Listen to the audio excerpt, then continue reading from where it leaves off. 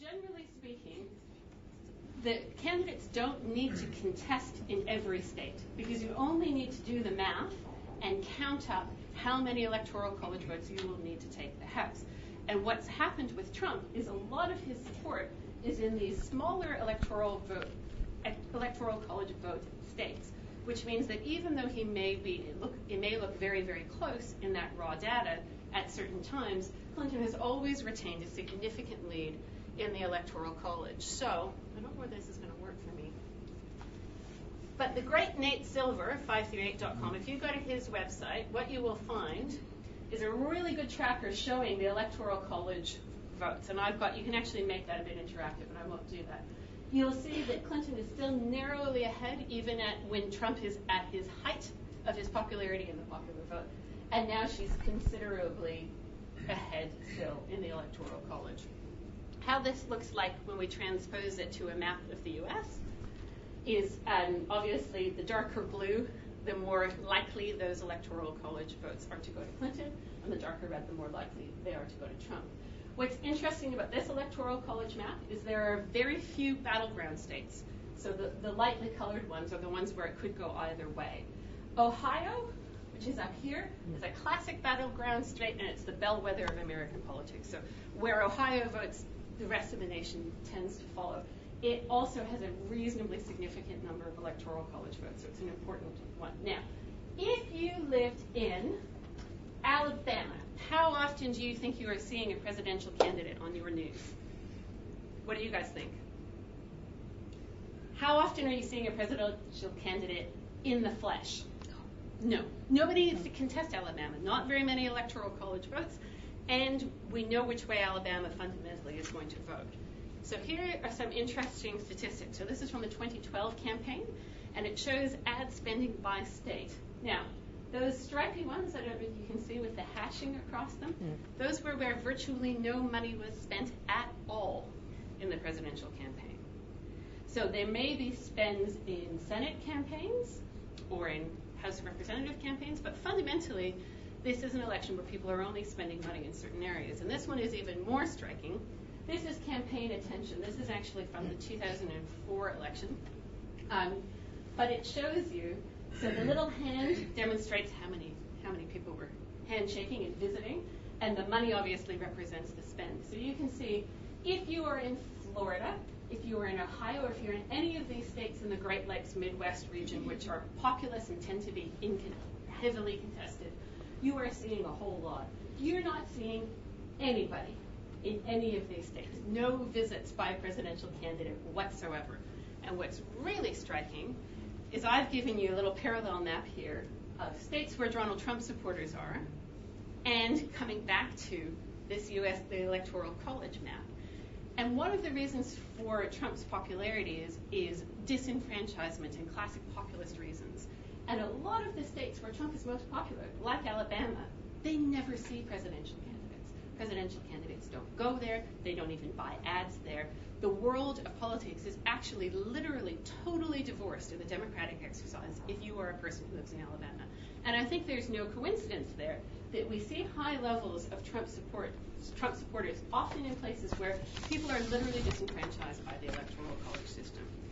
So I'm going to finish up very rapidly by talking about what does this mean. I think one of the conclusions I've just mentioned, disenfranchisement is not great in a democracy.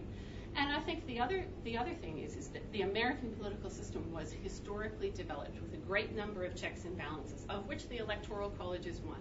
Right? If you're devising a democracy in a context where you're pushing back against a monarchy who you wanted to get rid of, you want to preserve that process. And that's what the Electoral College was designed to do.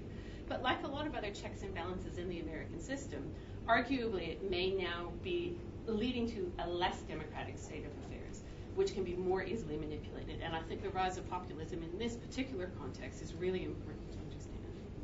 Thank you. Thank you.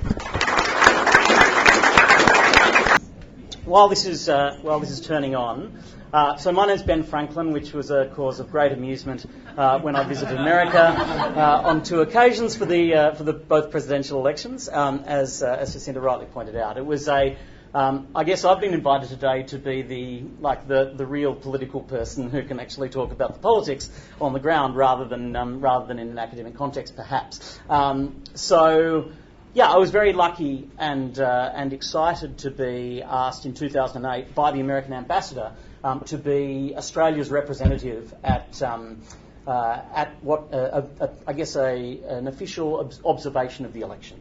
And so there were young leaders from all over the world. There were mostly members of parliament, but often senior political staffers or senior unionists or whatever who were involved in that. And it was an extraordinary experience. It meant that I was able to meet all sorts of people, from political pundits, actual political professionals, who were able to talk me through, as we say, how the sausage is made, and made me understand very quickly that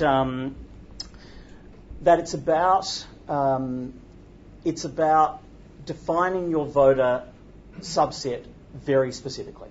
As Sarah rightly pointed out, there's no broad wash of political campaigning in America. It's entirely focused and drilled down to the specifics of the actual individual swing voter. So that's the first point. So I was speaking, for example, to people in Virginia who there was a husband and a wife. The husband was only receiving information from the Mitt Romney campaign. The wife was only receiving information from the Obama campaign, which was extraordinary. That they actually targeted down to such a degree. Now my iPad is now actually working, which is something to behold. So I've been a political professional for 20 years in both the Liberal Party and the National Party in New South Wales, and I've been passionate about American politics, which is why I got to go on these trips. You know, everything about American politics, you name it, whether it's the West Wing, House of Cards, or my favourite Veep. I don't know if any of you have seen Veep, but it's a much more accurate presentation of what politics is like than you would suspect. Is something that I've always loved. So I guess one of the other things I saw really up close in America was how important the campaign is, how important the on-the-ground, the field game, as they call it. And there's been a lot of discussion in this electoral cycle how Trump's field game is actually appalling. He's relying almost entirely on the Republican National Committee to do it for him, whereas Hillary has been data mining, and actually her campaign has been narrowing down exactly who they need to target to swing for the election, but much more important than that, who they need to get out and vote. Because in America, of course, it's a non-compulsory voting system. And so what that means is that you have to get your supporters out. If you don't get the turnout, you don't win the vote. And that was the big risk at the beginning of this campaign, that Trump was clearly energising and bringing people into the campaign who had never been involved in the political system before. And if he could get those people to turn out, it could actually turn the entire election and the electoral map on its head. As Sarah rightly said, there are states that haven't voted Democrat for decades or haven't voted Republican for decades. But Trump was very cockily a few months ago talking about how he was going to win New York and he was going to win California and so on. Now that's not going to happen now, and that's a good thing, which I'll get to in a moment. But it was a realistic possibility. It was a realistic possibility. And if he'd been perhaps a bit more disciplined and a bit more on message, then I think we might have seen a very different election campaign entirely. In 2012, I noticed this when I was actually going into both campaigns and looking into them and what they did. So let me give you a couple of examples. Firstly, in every Obama office that I visited, and I went to a number of swing states, they had all the same material. They had all the same posters. They had all the same flyers. It was all about Obama. Now, you might have heard about the down ballot races, the races for Senate or for Congress, because, of course, those elections are happening at exactly the same time. What the Obama campaign decided to do was to assume that his coattails were long enough that if they just promoted him, they would then just vote for all of the other Democrats on the ticket. That wasn't what happened with Romney. In Romney's campaign, they had all of the individual candidates. There were advertisements for people running for Congress and people who were running for the local Senate and so on.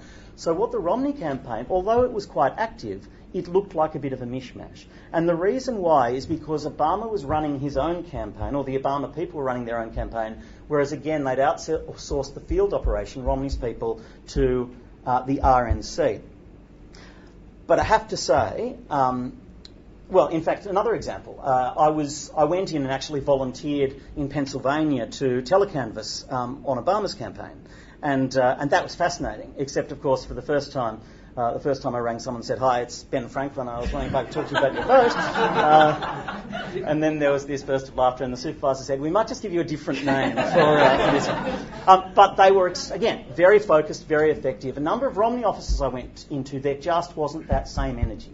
There wasn't the same professionalism, there wasn't the same enthusiasm. But the Romney campaign looks like perfection compared to what's happening on the ground in the Trump operation, which is clearly nothing.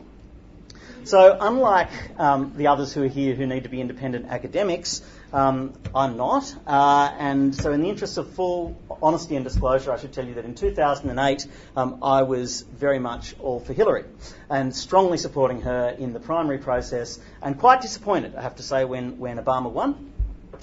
Because, not that I didn't like the guy, he was obviously competent and capable and an excellent speaker, but I thought Hillary was ready to go. Would feel comfortable about ringing her at 3 o'clock in the morning, if there was a crisis. And I liked McCain. After 2000, when he ran against George W. Bush in 2000, any of you who are, in fact, old enough to remember, might remember that he ran a scrappy campaign, but a really moral and positive campaign. And I still remember seeing him when in South Carolina, so he lost Iowa and then to Bush, then he won New Hampshire, which was extraordinary. And it looked like the whole campaign was going to be thrown on its head. And so South Carolina was the next primary, and it was going to be really important.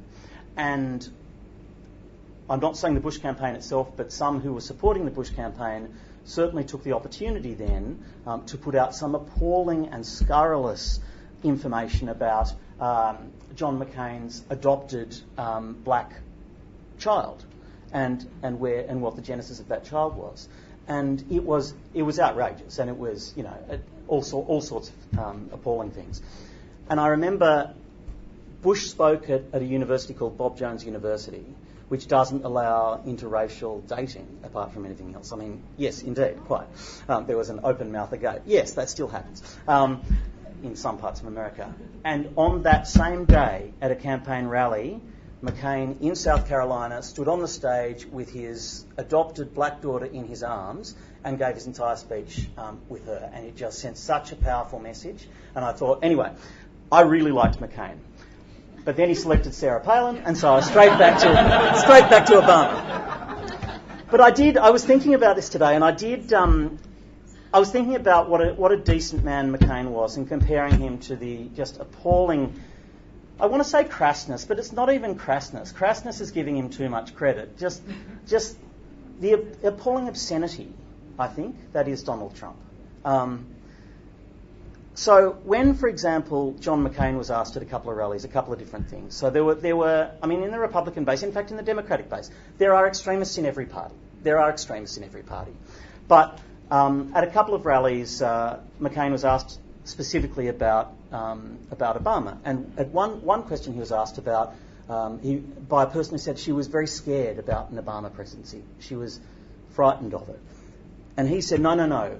He's a decent person, a person you don't have to be scared of as President of the United States. Another person stood up and said, you know what, I've been reading all about him. This is a different rally. He's an Arab. And he said, no, ma'am. He's a decent family man and citizen that I just happen to have disagreements with him. He's a decent man and citizen that I just happen to have disagreements with on fundamental issues. And he took the microphone from her. And I thought, there's some moral leadership. And that's what we expect. I think, if Mitt Romney or John McCain had been elected President of the United States, although I'm predominantly a Democrat supporter, even though I've been working for the Liberal and National parties for many years, so confounding expectations, go figure, I would have been perfectly comfortable with it. Both of those gentlemen would have been absolutely appropriate presidents, I believe.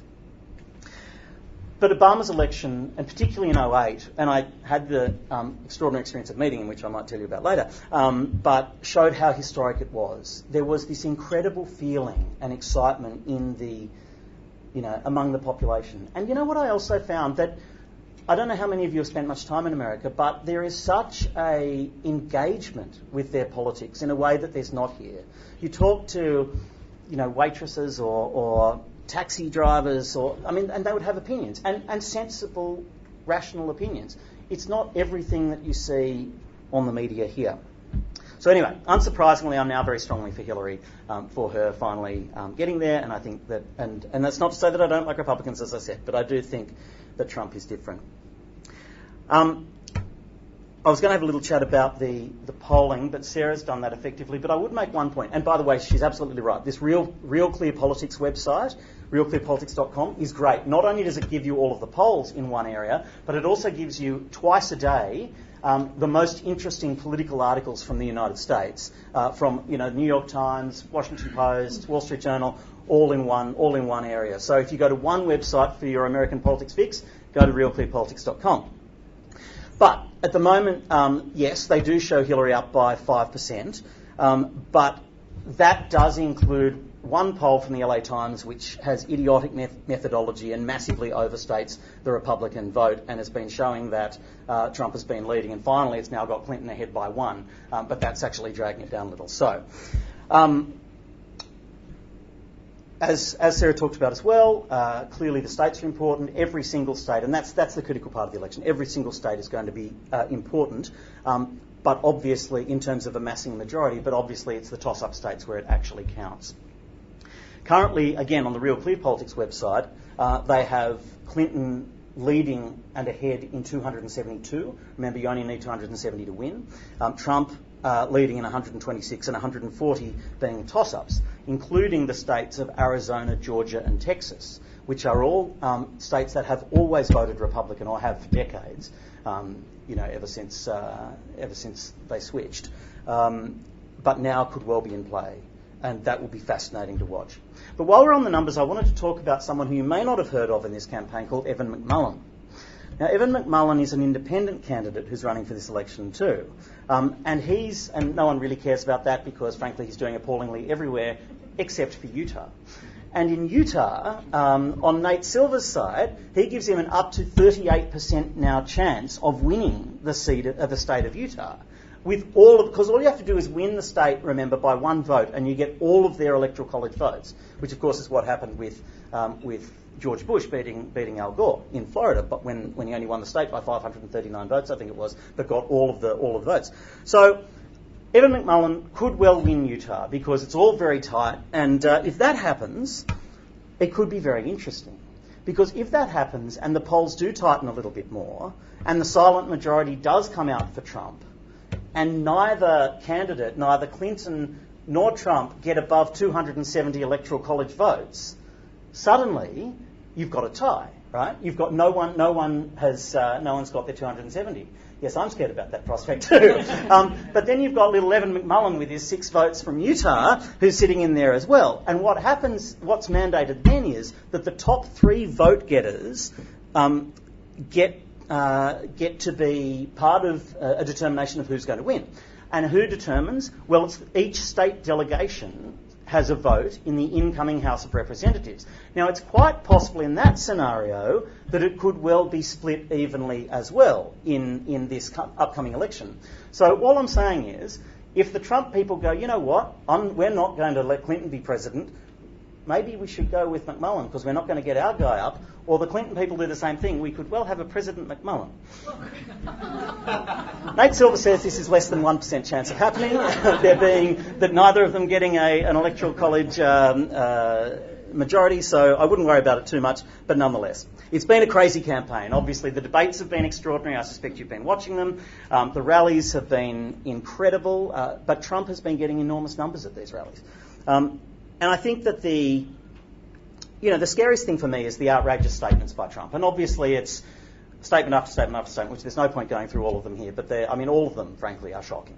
Whether it's that he doesn't pay taxes or, the way he derides vast swathes of the American population.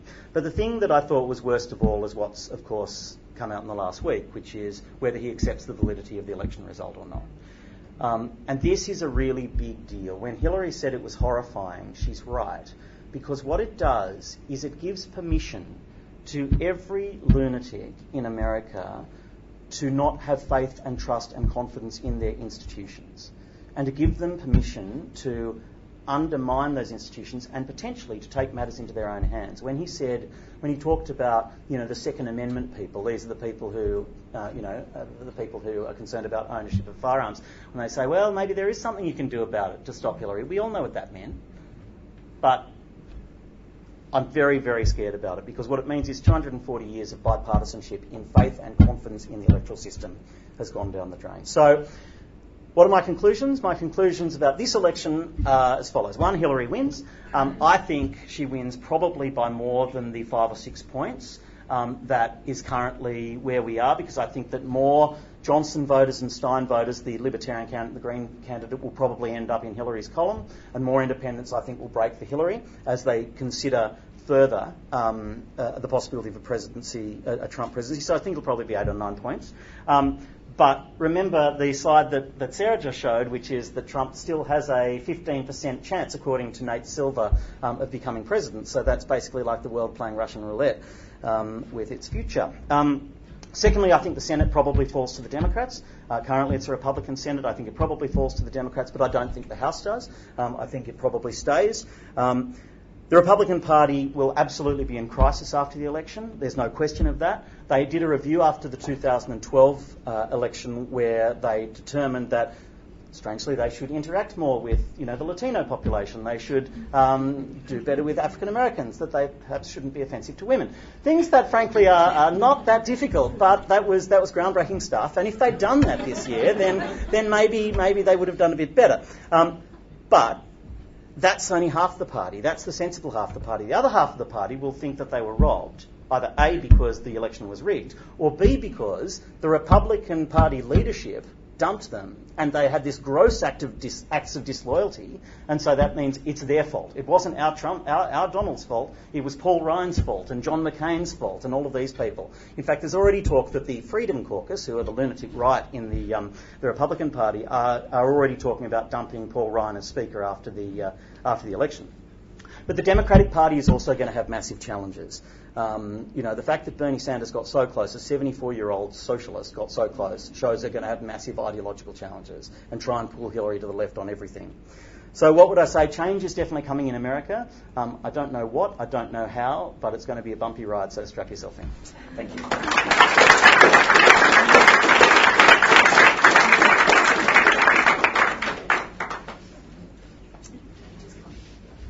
Okay, so I'm going to shift the gear to talk about the kind of world, get away from the domestic politics and understanding the kind of nitty-gritty of the election process, and try and say a few words about the implications for world politics.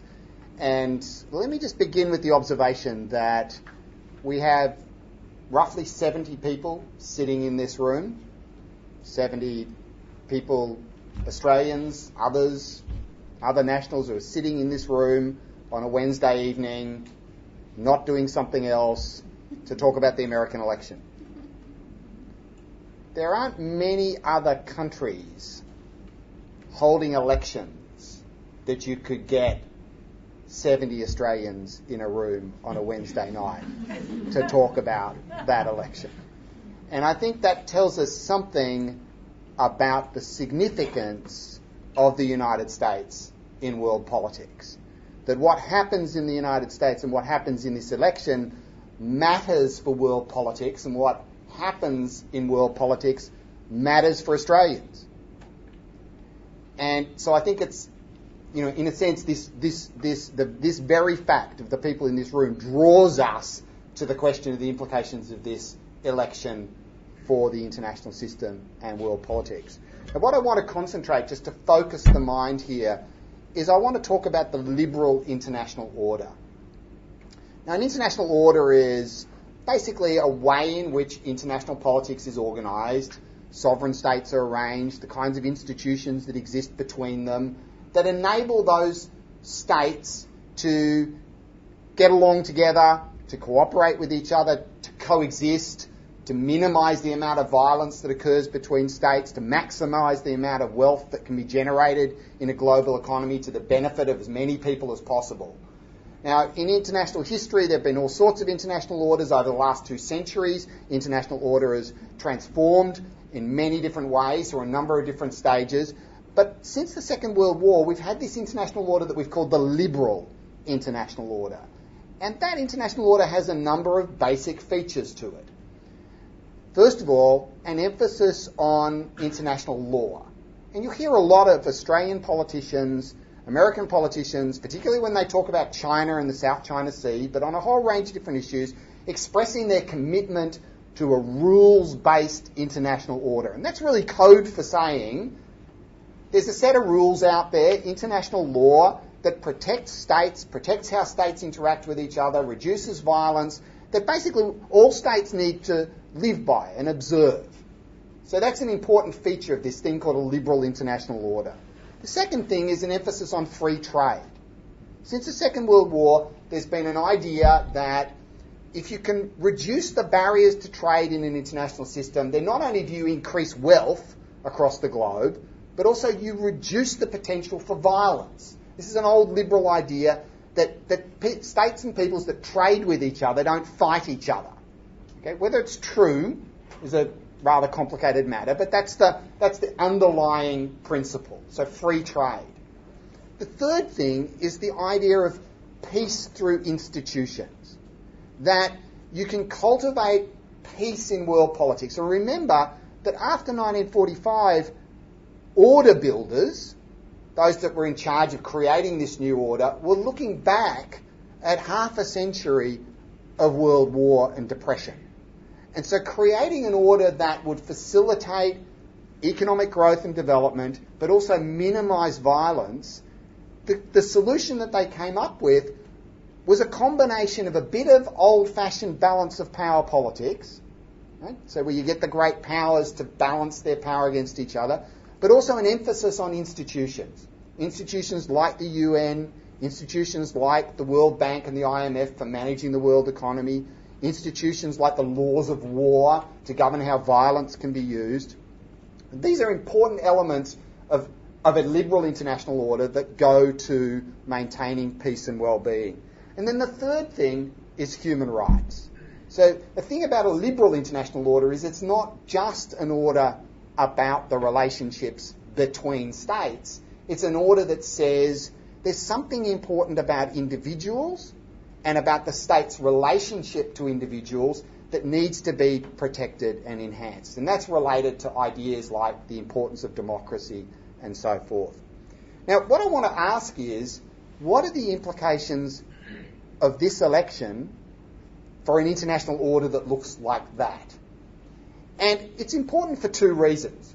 First of all, I'll note, previous of our presenters have kind of nailed their flags to the mast, so I'll nail my flags to the mast. I'm actually a bit of a fan of the liberal international order.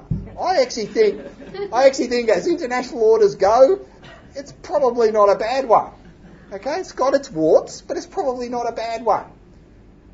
But not so first of all, I think actually we want to preserve that order if we can. But the second thing is that the order is facing a whole bunch of challenges at the moment that the last thing we want to do is undermine the foundations. We want to actually build on those foundations to deal with things like climate change, dealing with particular kinds of weaponry and arms races, to deal with managing the world economy, which is in a bit of a problem at the moment, to deal with questions like transnational violence, etc. So these are all areas where you want the international order to actually develop and improve, not fall apart. Okay? So it's against that context that I then want to say, okay, so what are the implications of the election for this? Right? But not only for protecting the liberal international order, but for augmenting it. And here I think actually we have 2 very different candidates with very different stances toward the liberal international order. And I want to use 2 terms to characterise these two candidates and their stance toward the liberal international order. Now, I think Hillary Clinton's stance toward the international order, and I think the kind of presidency that she would bring, is a stance of what I call hegemonic ambivalence. Okay, so this is a position that I think accepts the role of the United States as a leader in the international order, but continues a bit of a tradition in the United States, a tradition we've seen under Obama as well, of where the United States is enthusiastic about some elements of the order at particular moments, neglectful of other elements of the order at particular moments. And what that does is it means that you get a kind of bit of a haphazard engagement with the order. So at some stages, the US looks like a great defender of elements of the order. At other times, it can actually look like it's undermining elements of the order. And I call that hegemonic ambivalence. It's hegemonic because it accepts the US role as a leader, but has an ambivalence that actually comes as a consequence of having a state that has that much power in the order, that it also has a bit of a luxury to pick and choose some of the elements of where it's going to commit and where it's not going to commit. Now, I think Hillary Clinton, from everything that we see and understand about her, there's nothing in what we know about her to suggest that you will get a retreat from that hegemonic and leadership commitment on the part of her. What I think is interesting about Hillary is that I was trying to think of another president that has had such strong foreign policy credentials. And really, George Bush the Elder would be the closest, where he'd been ambassador to China, he'd been head of CIA, he knew a lot about foreign affairs. Okay? But most of the presidents, for a long time, with the exception of him, have been largely domestic presidents. Their expertise have come from and their interests have been largely domestic. Okay? And I think Hillary's position, Hillary's unique in the sense that she has a strong tradition of commitment to various domestic policy issues, but also very strong expertise at the international level. And I think that means that you're going to get a kind of interesting presidency, but one within that framework. What about Trump? Well, I think Trump's position is probably best characterised as what I call would be a presidency characterised by what I call great power indifference. It's clear that the United States is not going to disappear as a major power, or even the dominant power, in the system. But what does that mean? Just the fact that it's the dominant state, what does that mean? Well, clearly it's going to have the capacity to do a lot of things, to make a difference where it chooses to invest.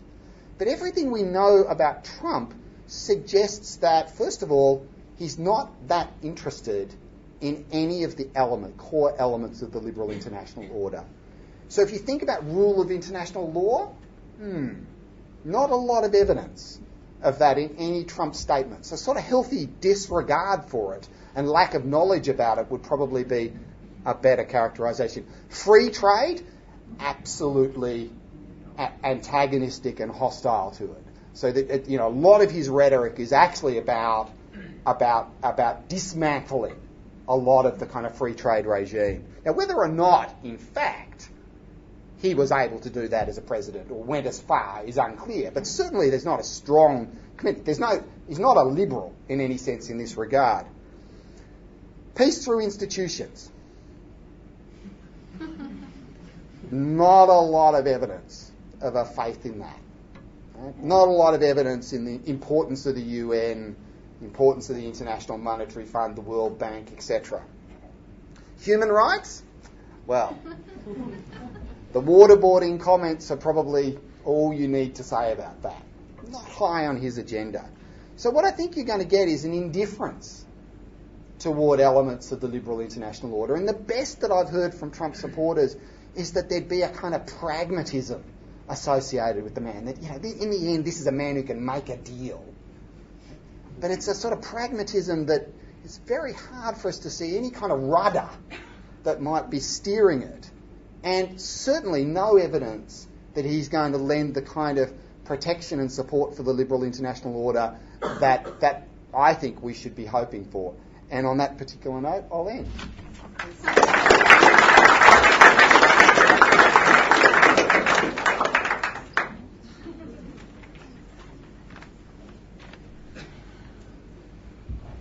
Initially, I was going to present on the theme of the threat that a Trump presidency poses to Australian national security. But then I was told I only had 7 minutes to speak. So instead, I want to focus my attention on 3 core concepts. Risk. Risk is one. Second one is uncertainty. The third one is insurance. All right, let's start with risk. The low probability, very high consequence event of a Trump presidency.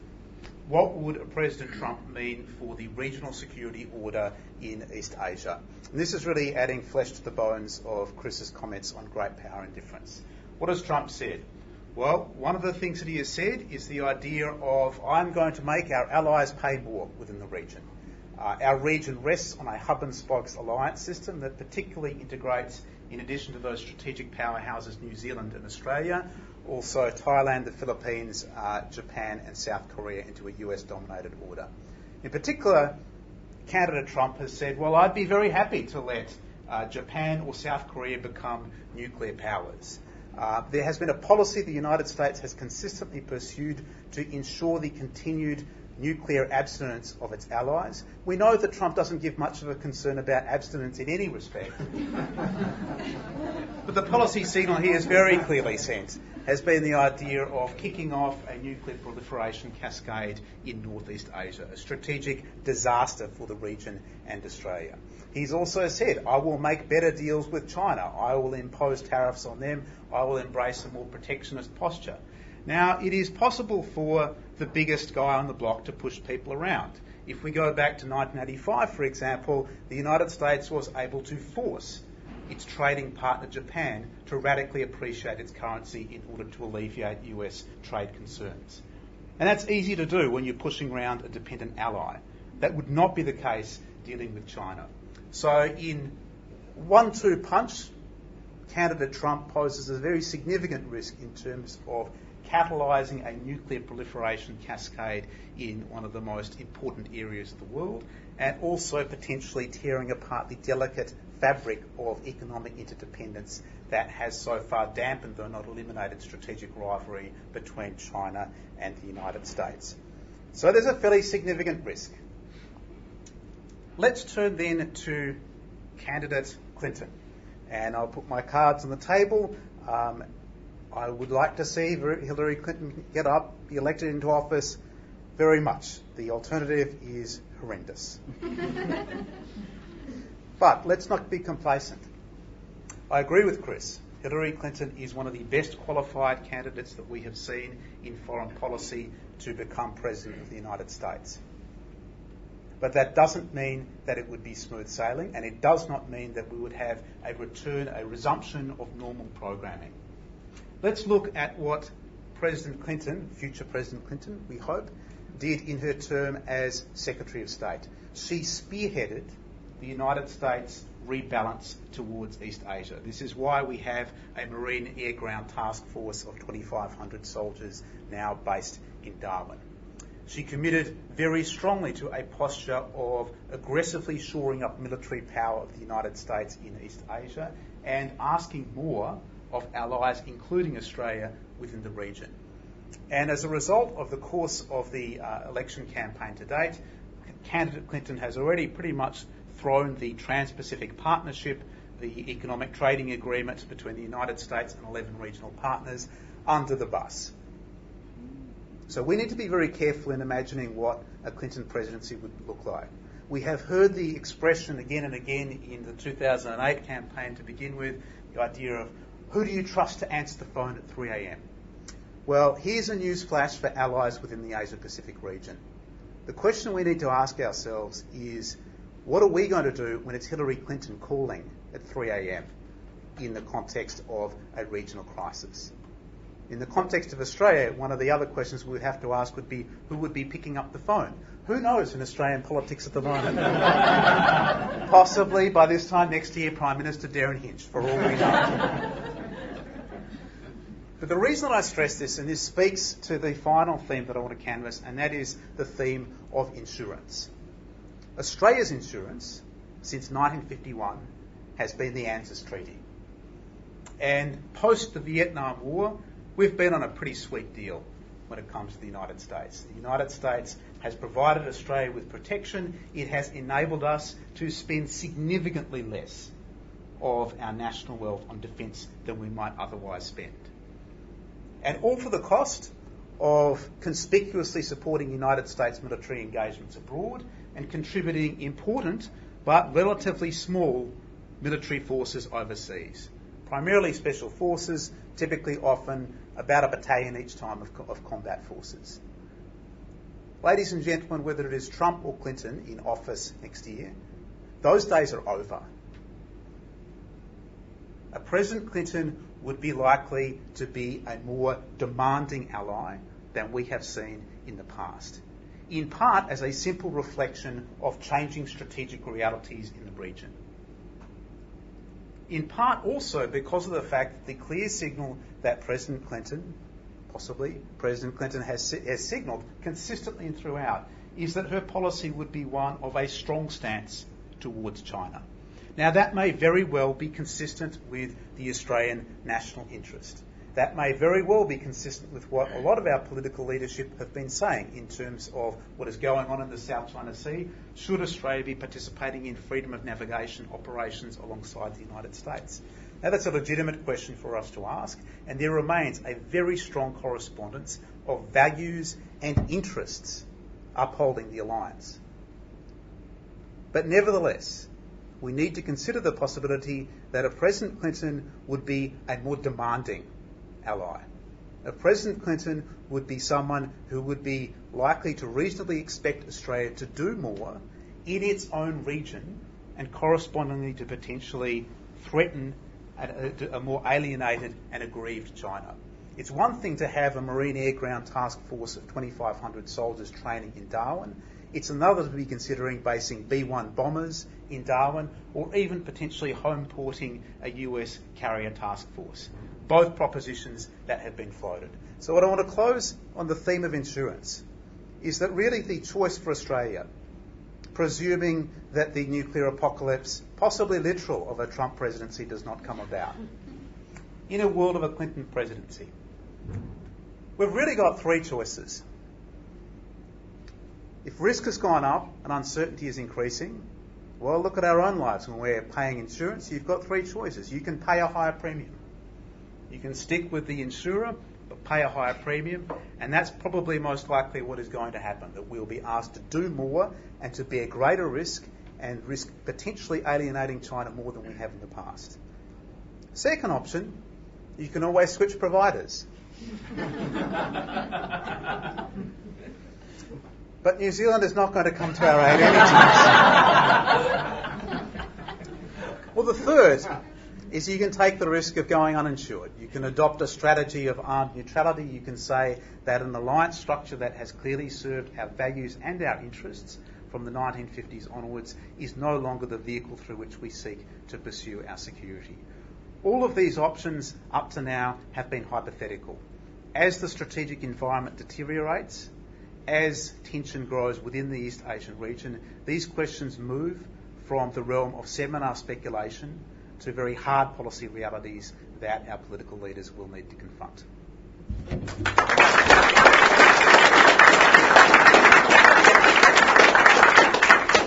Thank you to all our speakers. We've got time for just a few questions. So would anybody like to pose something that's on their mind to one of our speakers? One of the things that's been brought up, especially with Sarah's thing, is the role of the Electoral Council in America. After all this, is there any actual appetite to actually go in and go, you know what, it might be time to dump this and return to a, free vote? Yes, well, constitutional change. So I think the problem is that we're changing the system does require significant constitutional change and significant legislative change. And I don't think there is any appetite for it, because also the two main parties have worked out a way to make it work for them. It's much easier when you think about the brute cost of an American election campaign. It's actually much easier if you're running a major one to only have to worry about spending in a handful of states rather than trying to campaign across 50 states. And the duration of American election campaigns is so different as well. So when you, in a Westminster style system, when you're used to like a 6-week election campaign, we really are talking about something which is almost 18 months long. So by the time we factor the primary season. So no, I don't think there is a massive appetite for change. And I actually think if the Bush v. Gore crisis didn't tip that over, then probably nothing will. There was discussion about liberal institutions across the world. Now the US has benefited a lot from post-World War II. They get to print away their inflation and share it across the world through being a global reserve currency. If you look at US bases compared to Russia or China, they're far away across the world.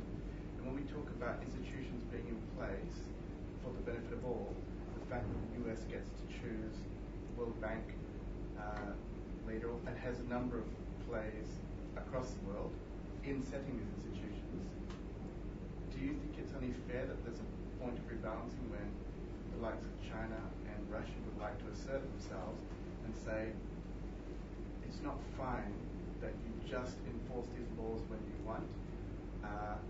Next minute, if there's suddenly found a whole bunch of oil in Antarctica, they'll say, well, we're going to give free independence sort of thing. So is there a little bit of fairness that this is about the time that America got their just desserts?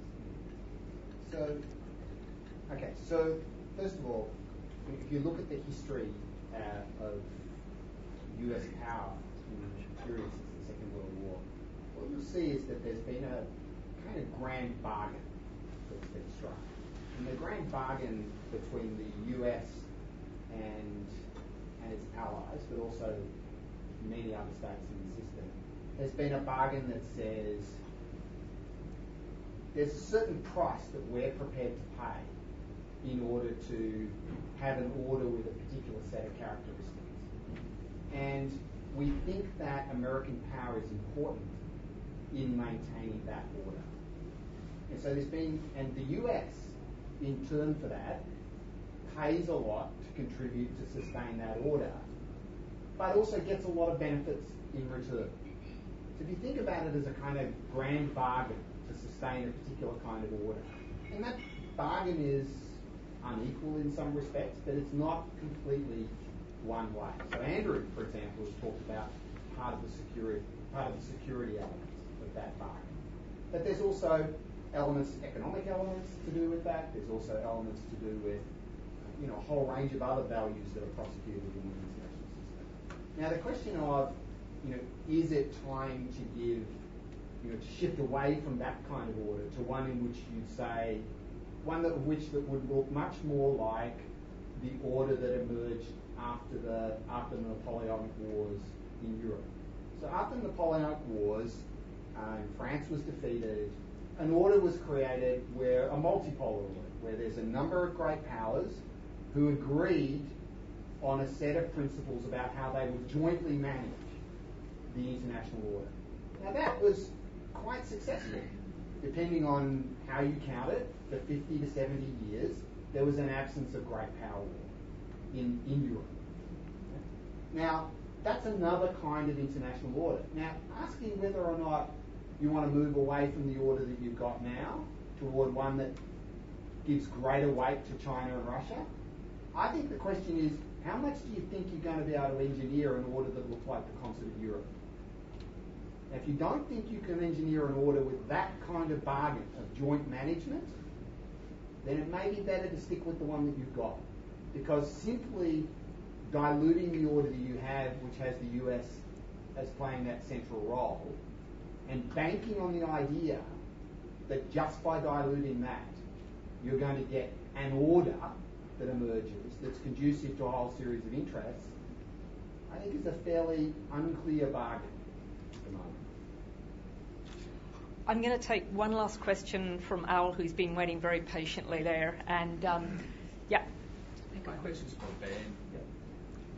What actually scares me about this election is not Trump now, it's what comes after Trump. Yeah.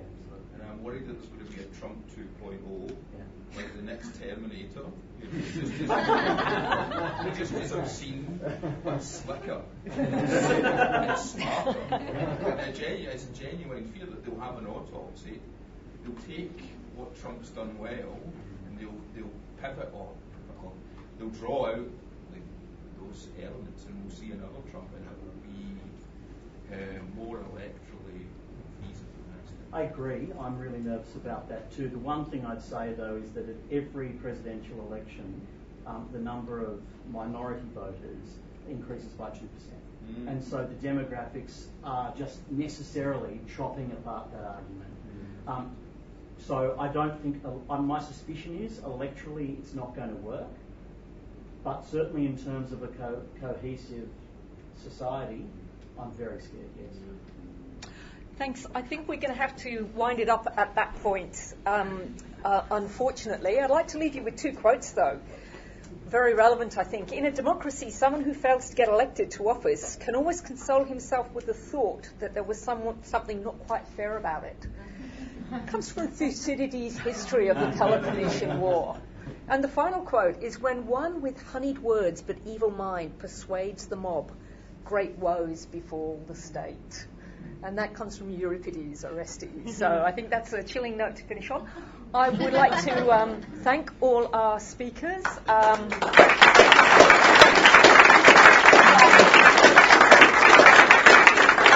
honoured guest from below the border. We have to leave him for a souvenir of Queensland to go. Can I also thank you all for coming. I would also like to thank very much the CPA for kindly hosting this evening's event and allowing us to present you